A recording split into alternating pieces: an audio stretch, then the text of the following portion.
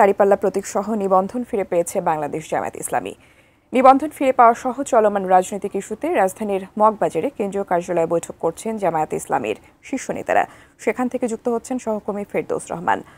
ফেরদৌস, আপনি কিছুক্ষণ আগেও জানাচ্ছিলেন সেখানকার সবশেষ খবরাখবর এই মুহূর্তে আর নতুন কি তথ্য রয়েছে এবং বৈঠকে এখনো চলছে কিনা জানাবেন। নিবন্ধন এবং দলীয় প্রতীক দুটি ফেরত পাওয়ার বিষয়টি ইতিমধ্যেই নির্বাচন কমিশন এক প্রজ্ঞাপনে জানিয়েছে যে জামাতে ইসলামী দলীয় প্রতীক যে দাঁড়িপাল্লা সেটি তারা ফেরত দিয়েছে জামাতে ইসলামীকে। সেই হিসেবে জামাত ইসলামী গত 1 জুন যে আপিল বিভাগ তাদের এর আগে জামাত ইসলামের নিবন্ধন বাতিলের যে রায়টি অবৈধ ঘোষণা করে তারা নির্বাচন কমিশনকে নির্দেশ দিয়েছিল যে তাদের দলীয় প্রতীক ফিরে দেওয়ার ব্যাপারেও যাতে প্রয়োজনীয় ব্যবস্থা গ্রহণ করে নির্বাচন কমিশন।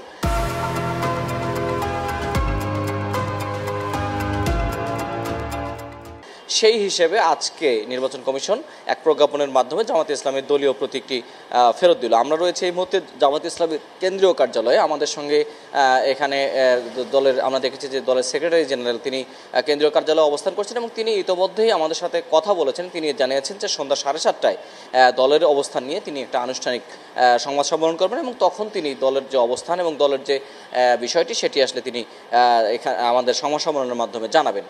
আপনাদের জানার সাথে একটু জানিয়ে রাখি যে 2008 সালে সর্বশেষ জামাতে ইসলামী দলীয় প্রতীক দাঁড়িপাল্লা নিয়ে নির্বাচন করে। তার আগেও বিগত বেশ কয়েকটি সংসদ নির্বাচনে তারা দলীয় প্রতীক নিয়ে নির্বাচন করেছিল। 1986 সালে একবার এটি নিয়ে বিতর্ক উঠল, সেটি আদালত পর্যন্ত গড়ায়নি।